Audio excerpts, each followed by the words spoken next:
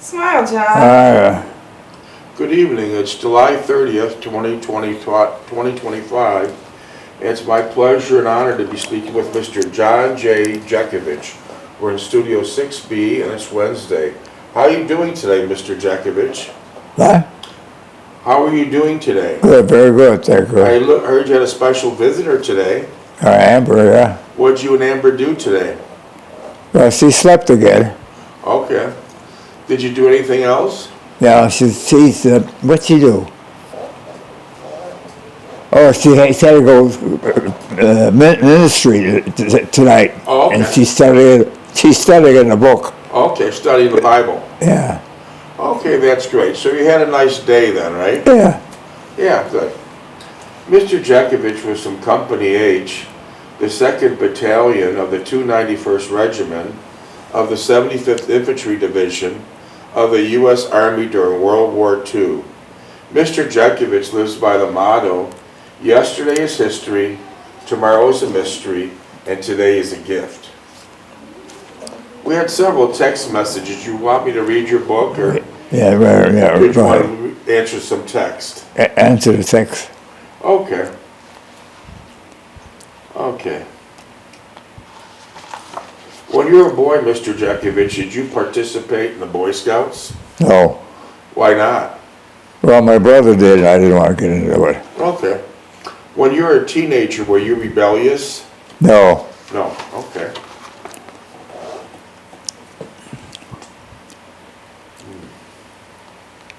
How do you feel about women going to college and getting a career in a degree? God bless them. Good, good, good. All right, let's do some more ones we got for you here.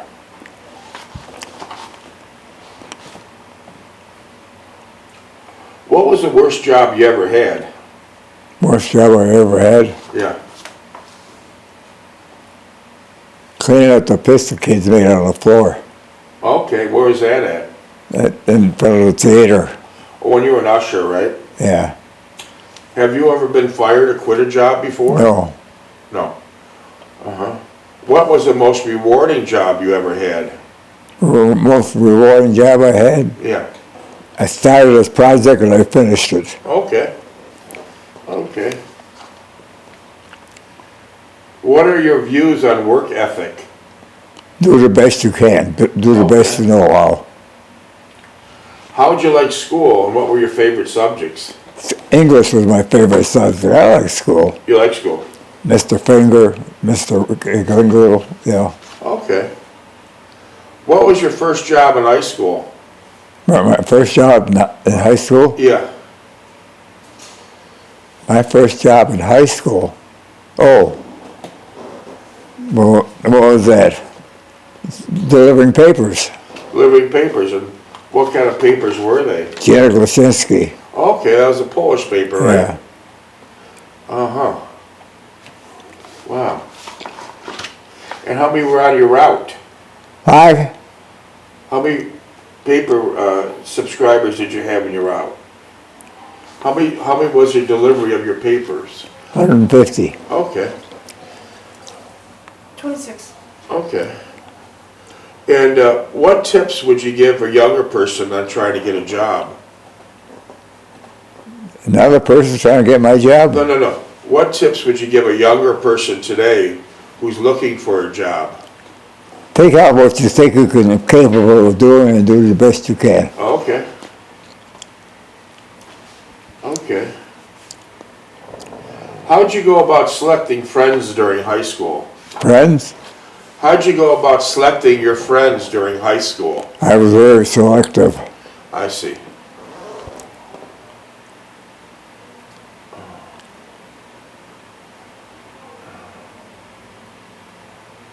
What qualities and characteristics do you think Mr. Jeckovich make a true friend? Loyally. Okay, okay. Did you ever break the law as a youth? The what? Did you ever break the law as a youth? When you were a teenager, did you ever break the law? No. What were your dreams as a teenager? Find a decent job when I got out of school.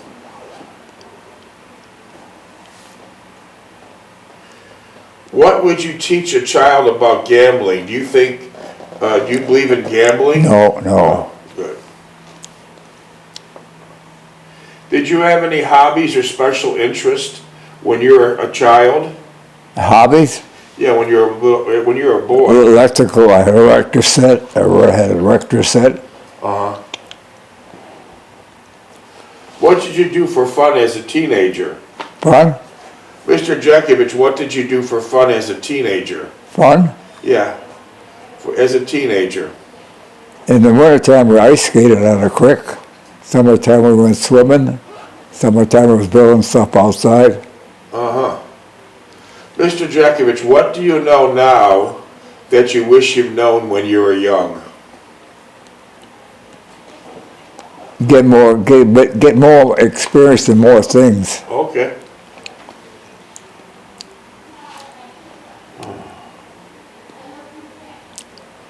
What was your greatest hardship you endured as a child? Hardship? During a child, what was your greatest My hardship? father passed away. Okay. And you were about 11 then, right? Yeah. Yeah. And then from that point, you took care of your mother, and that's where the book came from, Their Mother's Sons. You took care of your mother and from 11 years old to the end of your mother's life when she died at 89, right? Right. Okay. And that's where the book started, right? That's very interesting. Where was your childhood home at? Home at? Where was your childhood home? Where did you live as a boy? 3063 Orange Avenue. That was in Niagara Falls, New York, right? Right. That's all gone now, though. But how was the city when you were a boy? Beautiful, beautiful city. It was Beautiful. really nice, huh? Yeah. Wow. Tell us how you made ice skating rings in your front yard. Open the fire hydrant and freeze the street and wait till it freezes and then skate. Wow. Wow. You, Mr. Jeckovich, you made it to 100 years old. How do you think younger people should prepare for their senior years? Well, you should be thinking of your senior years because you're going to have only one senior year. Okay.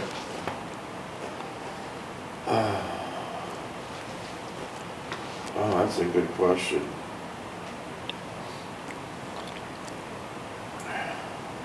When have you felt the most spiritual in your life? Spiritual? Yeah. When I went to mass in the forest in the army. Okay. That's something.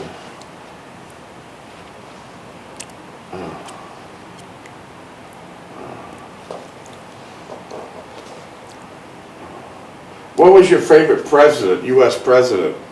Roosevelt. Roosevelt? Why is that? He was sincere. Oh, He got us out of the Depression. okay.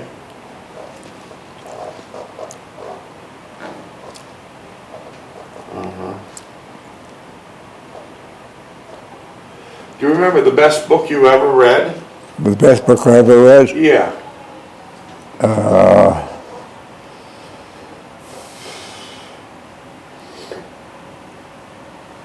Best book I ever read. Was that about Johnson, about jogging? Was that Johnson about jogging? No, what are you thinking, a novel or what? Any book. Any book? Was that about you learning to jog from Johnson? Yeah, I read Johnson taught me how to do it run. Okay.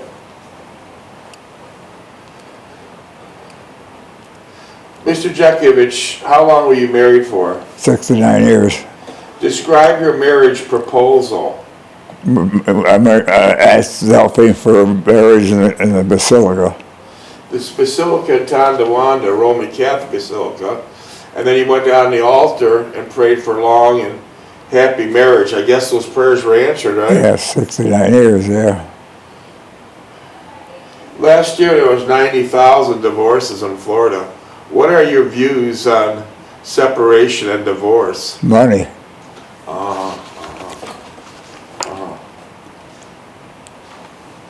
Yeah.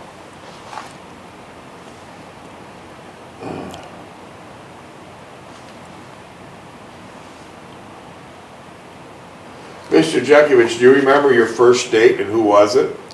Irene Jeckovich. No kidding. And where was that at? On New Orleans Avenue. I'll be damned.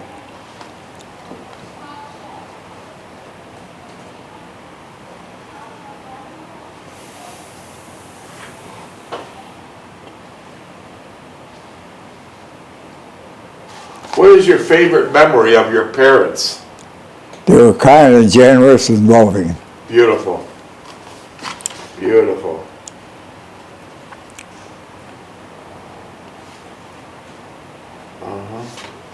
I got some more text, but I haven't. I at least want to read 2 pages of your book because I'm falling behind on that.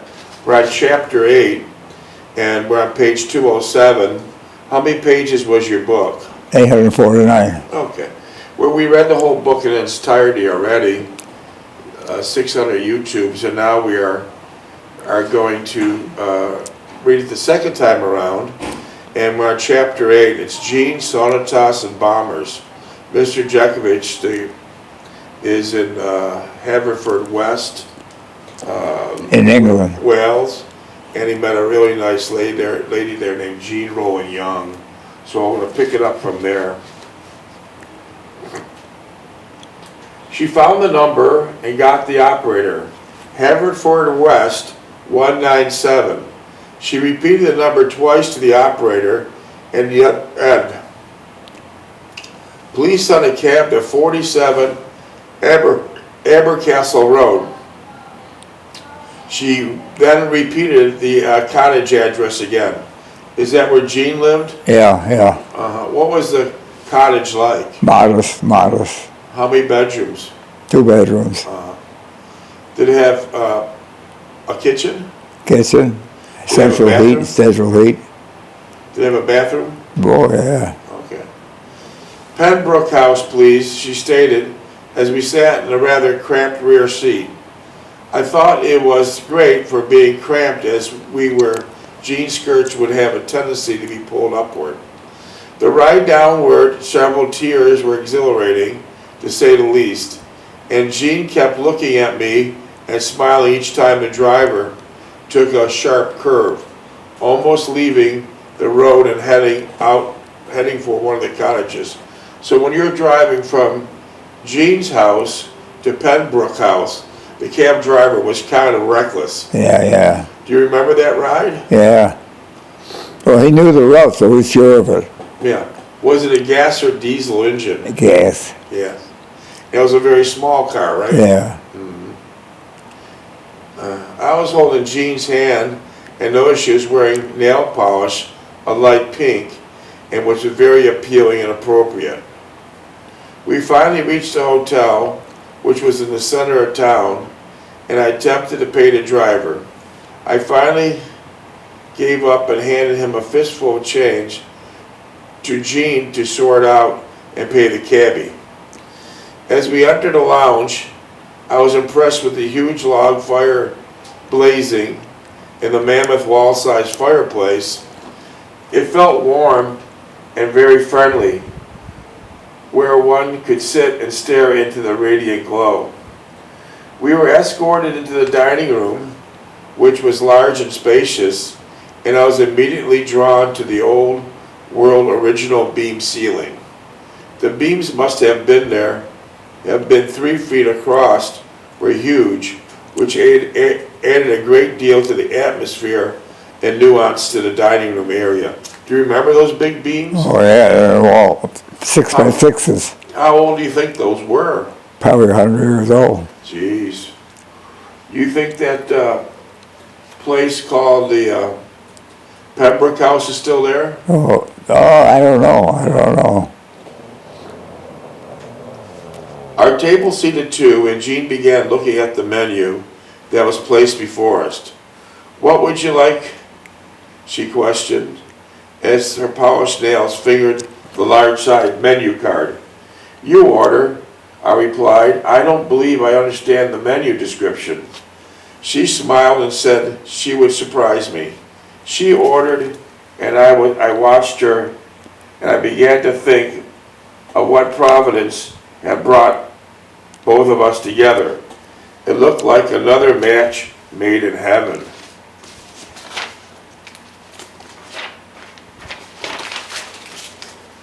minutes, please? We never did find her though, did we? No, we tried. 14. We haven't given up yet. I was fascinated with her Welsh accent and just beginning to appreciate and understand it fully. There was nothing pretentious or boastful about her. Being the mayor's daughter, although insignificant in worldly terms, was a big thing in people's minds in a small town of Haverfordwest. It was the last thing on her mind, and I am sure she must have been in high esteem by the townsfolk. By the very fact that she was the mayor's daughter, I did not sway her one way or another which one attributes of her. I was slowly coming around to admire her greatly. Another was the low-key presentation of the talent for music and the subtle ways she disguised its appearance. I still felt uneasy regarding the episode we had several nights ago at her house, and I was still greatly reluctant to approach the subject. Even though I felt she had recovered from its experience significantly, I knew that she felt that I could help her in this regard. But I was at my wit's end trying to come to some fruitful conclusion in a way that would be beneficial to her. So what happened? What kind of disagreement was there? Between us? About music. And music. In our house. Did she say something about music and you disagreed? Well, she played the violin. Uh-huh. She played very well too. She did. But you said you had some type of disagreement about music. Do you remember that? Well, I said, I didn't play. I wasn't musically inclined. Okay. There was no governmental aid available for talented students such as Jean, and if no one recognized or of her predicament, she would be just another statistic lost in a gray area of nonconformity. The meal order arrived, and she looked at me in wondrous anticipation as I scanned the various plates and platters. The food was attractively displayed, although most of its contents looked unfamiliar. I sat there. Let's see. I said something complimentary regarding it, and then asked Jean what she ordered.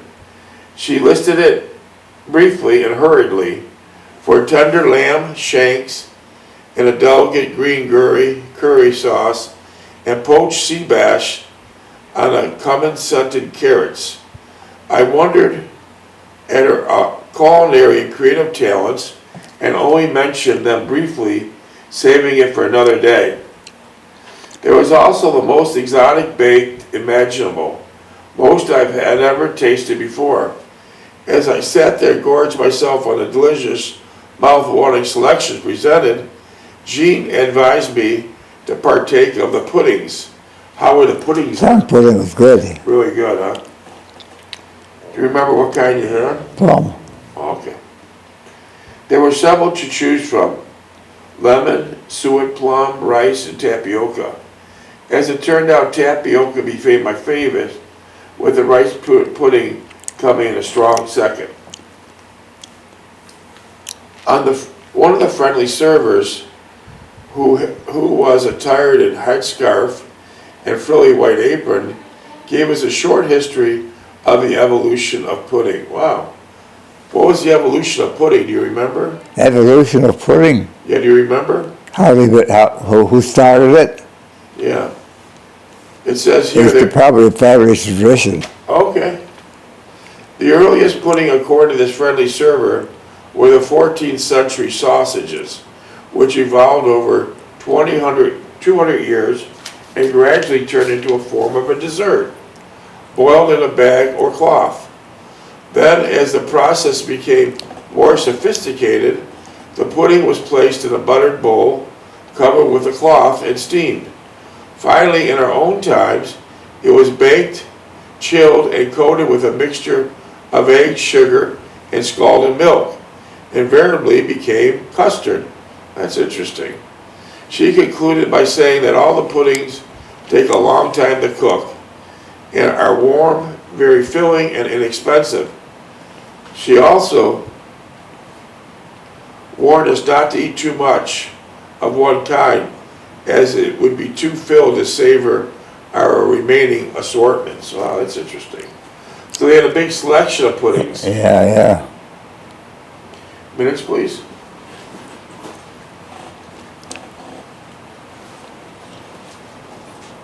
Nine. We both thanked her for the historical personal touch to our meal and came away both enlightened and pleasantly informed of the history of pudding in England and Wales. I complimented Jean on her excellent selection and then in dining place the outstanding meal she had selected. We must have sat there and enjoyed our meal for over several hours. So you really took your time, huh? Yeah. Wow. Being in her company and added further pleasantness of a memorable Sunday afternoon. Before we left for the dining area, Jean succumbed to the same ritual with all females fall prey to, retiring to the ladies' room, to readjust themselves and freshen up. She returned smiling, and I watched her as she approached our table. She walked gracefully and somewhat poised, and her figure was flattering and most inviting. All in all, it was a pleasant Sunday, and I enjoyed it immensely. Jean played an important part and role in this enjoyment. Yeah, we never did find her. No, we're still looking. Mr. Jeckovich is talking about Jean Roland Young, his girlfriend in Haverfordwest. He went when she was in trade in Haverfordwest, and we found his other girlfriends from World War II, but this one here we still having a difficult time. We sent over investigators to the house and neighborhood and didn't turn up any leads. In fact, we had our buddies at the Daily Mail, which some days has a subscription rate of 1 million plus, and London wrote a full-page story about Mr. Jeckovich and Jean Roland Young, and still we turned up nothing. So time will tell. We'll keep looking. We'll eventually come to the conclusion and the closure on this, but we don't know right now. Let's see. As we walked the closest of Jean, we approached what seemed to be a theater or a cinema with its quaint small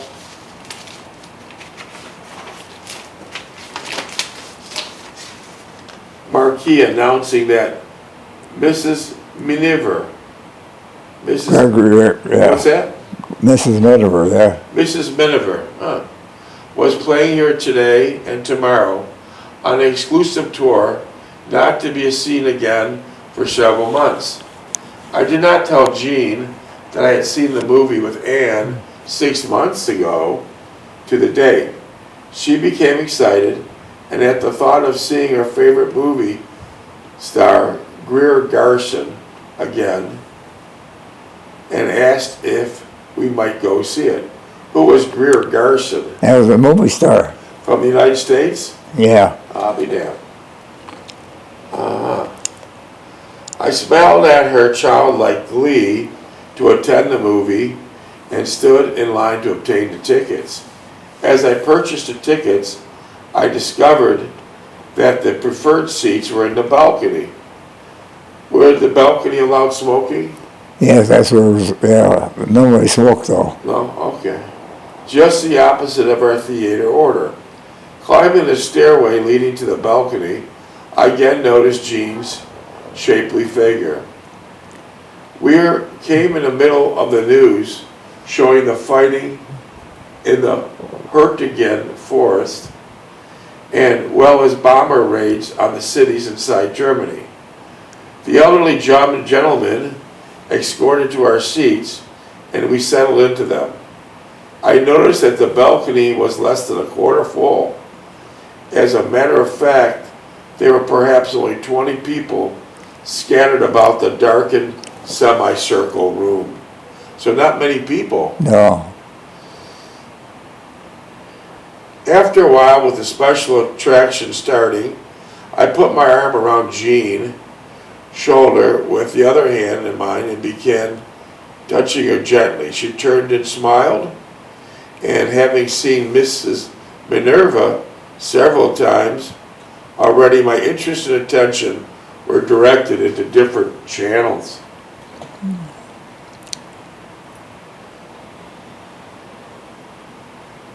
After a while, the news trailer came back on the spot, and we had in on it. I asked Jane if she wanted to sit through another section of the main attraction. She quirked up her nose and rose from her seat, waiting for me to exit the row of seats. Walking out of the theater, we saw it was dark outside, and as we stood in front, we decided what to do next. The air was becoming cooler, and I suggested hot tea as a refresher. When you went outside, did you hear bombers going overhead? Oh, yeah. Their bombers were every night, right? Yeah, they're going over to Germany. And bombed the hell out of Germany. Spitfires. And then, who would bomb at night? Americans would bomb at night, and English would bomb during the day. And made a real mess out of Germany, right? Yeah. Yeah. Minutes, please.